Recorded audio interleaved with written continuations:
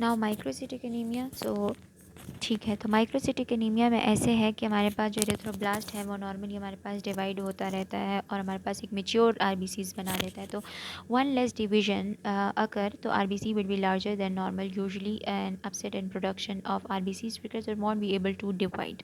इसकी कासेस हैं macrocytic anaemia की, या तो फोलेट डिफिशिएंसी या विटामिन B12 डिफिशिएंसी। ठीक है, तो अब हम पढ़ते हैं मैक्रोसिटिक एनीमिया में big size RBCs anaemia with MCV greater than 100 micrometre cube most commonly due to folate या फिर विटामिन B12 डिफिशिएंसी की वजह से, and is also known as megaloblastic anaemia. Folate and vitamin B12 are necessary for the synthesis of DNA precursor. तो folate हमारे पास serum में circulate कर रहा होता है एज अ मिथाइल टेट्राहाइड्रोफोलेट। तो removal of the methyl group allow for participation in the synthesis of DNA precursor.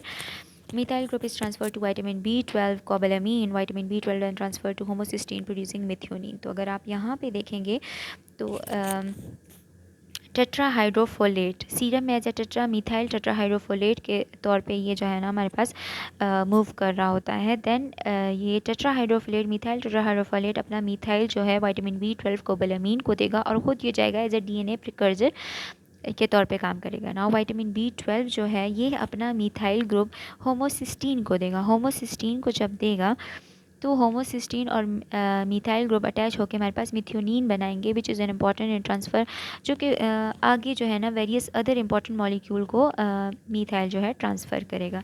तो यही बात इन 3 पॉइंट्स में लिखी हुई है कि vitamin B12 then transfer to homocysteine producing methionine. अब लैक ऑफ फोलेट और vitamin B12 impair synthesis of DNA precursor. ठीक है, so impair division and enlargement of RBCs precursor lead to megaloblastic anaemia. Impaired division of granulocyte precursor lead to hypersegmented neutrophils. Normally हमारे पास तो हमारे पास RBCs की division सही से नहीं हो रही, ठीक है, जिसकी वजह से वो सेल बड़े होंगे, मेगलोब्लास्टिक एनीमिया होगा। दूसरा हमारे पास ये होगा कि जो हमारे पास ग्रेनुलोसाइट्स हैं उसकी भी डिवीजन सही से नहीं होगी, जिसकी वजह से हाइपर सेगमेंटेड न्यूट्रोफिल होंगे। नॉर्मली न्यूट्रोफिल में 3 to 5 लॉब्स होते हैं, ठीक है, लेकिन इसके अंदर उसके जो लॉब्स होंगे न्यूक्लाई के इट्स मोर देन 5 लॉब्स। ठीक है, इसके अलावा megaloblastic changes also seen in rapidly dividing intestinal epithelial cell. Other causes of macrocytic anemia without megaloblastic change, जिसके अंदर मेगलोब्लास्टिक चेंज नहीं है बट मैक्रोसिटिक एनीमिया के इन 2 कासेस के अलावा और जो कासेस हो सकते हैं वो अल्कोहलिज्म है, ठीक है, सेकंड है लिवर डिजीज़, थर्ड है कोई ऐसे ड्रग्स लाइक 5-FU। फिर आते हैं हमारे पास फोलेट डिफिशिएंसी। अब फोलेट F से याद रखें fruits and vegetables. So dietary folate के जो सोर्सेज है वो है हमारे पास ग्रीन वेजिटेबल्स और कुछ फ्रूट्स। और एक इम्पॉर्टेंट बात ये याद रखने की है कि ये हमारे पास एब्जॉर्ब होता है इन दी जेजुनम। अगर आपको याद हो तो आयरन कहाँ पे एब्जॉर्ब हुआ था, iron will be absorb in the jejunum, folate in the iron will be absorb in the duodenum, folate in the jejunum and vitamin B12 in the terminal ileum. ठीक है, ये पॉइंट आपने याद रखना है। अब folate deficiency develop within month as body stores are minimum. ये within months हो जाती है। Vitamin B12 takes a lot of time क्योंकि इसके स्टोर्स काफ़ी ज़्यादा होते हैं, ठीक है। अब इसके कासेस में शामिल है पुअर डाइट, आप खा ही सही से नहीं रहे, अल्कोहलिक्स या फिर अल्डरली, इंक्रीज डिमांड, उसकी डिमांड फोलेट की डिमांड ज़्यादा होगी जैसे कि प्रेगनेंसी में, कैंसर में या फिर हीमोलिटिक एनीमिया में, ठीक है, या फिर आप कोई ऐसे ड्रग्स ले रहे हैं जो कि फोलेट एंटेगोनिस्ट है लाइक मेथोट्रेक्सेट जो है वो इनहिबिट करता है डाईहाइड्रोफोलेट रिडक्टेज को, ठीक है। अब क्लिनिकल और लेबोरेटरी फाइंडिंग में शामिल है कि हमारे पास मैक्रोसिटिक आरबीसीज होंगे with hyper segmented neutrophil more than 5 lobes, ठीक है, वो मैं आपको अभी दिखाऊंगी। इसके अलावा इसके अंदर ग्लोसाइटिस होगी, inflammation of the tongue cell होंगे, decrease in serum folate, obviously folate deficiency so decrease in serum folate, increase in serum homocysteine, increase risk for thrombosis. तो अगर आपको याद हो तो ये जो है ना मिथाइल ग्रुप जो है होमोसिस्टीन को देता है। तो अगर विटामिन B12 ही कम होगा तो उसकी वजह से होमोसिस्टीन काफ़ी ज़्यादा हो जाएगा, so increase in serum homocysteine.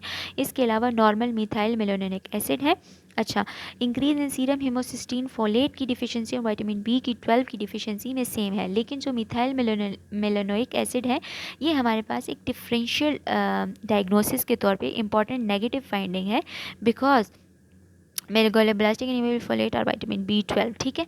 तो हमारे पास जो मिथाइल मेलोनिक एसिड है, मेलोनोइक एसिड है, ये हमारे पास फोलेट डिफिशिएंसी में नॉर्मल होगा, लेकिन हमारे पास विटामिन B12 में डिफरेंट होगा because methylmalonic acid will convert to succinyl CoA via an enzyme और को फैक्टर विटामिन B12 कोबालामीन के ज़रिए से। तो अगर कोबालामीन कम है तो MMA SCOA में कन्वर्ट नहीं होगा, जिसकी वजह से MMA इंक्रीज़ हो जाएगा। ठीक है, तो फोलेट डिफिशिएंसी और विटामिन B12 में ये और सारी चीज़ें तो सेम है, लेकिन इसके अंदर नॉर्मल MMA है और उसके अंदर रेज MMA है। ये आपको एक इम्पॉर्टेंट नेगेटिव फाइंडिंग देता है कि मैक्रोसिटिक एनीमिया तो है, लेकिन उसका काज क्या है। ठीक है, फिर आता है हमारे पास विटामिन B12 की डिफिशिएंसी। ठीक है, विटामिन B12 की डिफिशिएंसी, तो yes, dietary vitamin B12 is complex to animal derive protein. अगर आपको folate is derive from fruits and vegetable, vitamin B12 is complex to animal derive protein.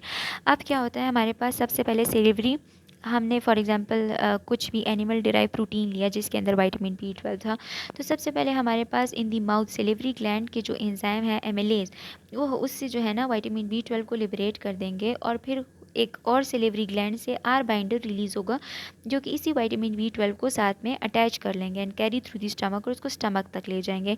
फिर वो उसको स्मॉल इंटेस्टाइन में ले आएंगे। फिर पेंक्रियाटिक प्रोटीएज जो कि डिओडिनम में रिलीज़ होगा, वो हमारे पास उसी विटामिन B12 को आर बाइंडर से दोबारा से अलग कर देगा। ठीक है, अब विटामिन B12 अकेला है, फ्री है। अब इंट्रिंसिक फैक्टर जो कि कहाँ पे बना था, स्टमक के पेराइटल सेल्स से बना था, वो स्मॉल इंटेस्टाइन में जब पेंक्रियाटिक प्रोटीज विटामिन B12 और आर बाइंडर अलग कर देंगे, उसके बाद पेंक्रियाटिक पेराइटल सेल के गैस्ट्रिक पेराइटल सेल से जो हमारे पास इंट्रिंसिक फैक्टर बना था स्मॉल इंटेस्टाइन, वो विटामिन B12 के साथ अटैच होगा, और विटामिन B12 जो है फिर हमारे पास टर्मिनल इलियम में एब्जॉर्ब हो जाएगा। अब vitamin B12 deficiency is less common than folate deficiency and take years to develop due to large hepatic stores of vitamin B12। और इसके अलावा हमारे पास गट बैक्टीरिया भी इसको सिंथेसाइज करते रहते हैं। फिर आता है हमारे पास pernicious anaemia is the most common cause of vitamin B12 deficiency. ठीक है, इसके अलावा autoimmune destruction of parietal cell like body of stomach, ठीक है, lead to intrinsic factor deficiency. So obviously intrinsic factor की डिफिशिएंसी होगी, so vitamin B12 की deficiency and macrocytic anaemia. ठीक है, other causes of vitamin B12 deficiency include pancreatic insufficiency, क्योंकि pancreatic जो protease निकलता है, तो अगर वो नहीं होगा तो अगेन डिफिशिएंसी होगी, and damage to the terminal ileum which is like Crohn disease या फिर डाइफाइलोबोथ्रियम लैटम, जिसको फिश टैप वॉर्म भी कहते हैं, तो इसकी वजह से भी हो सकता है।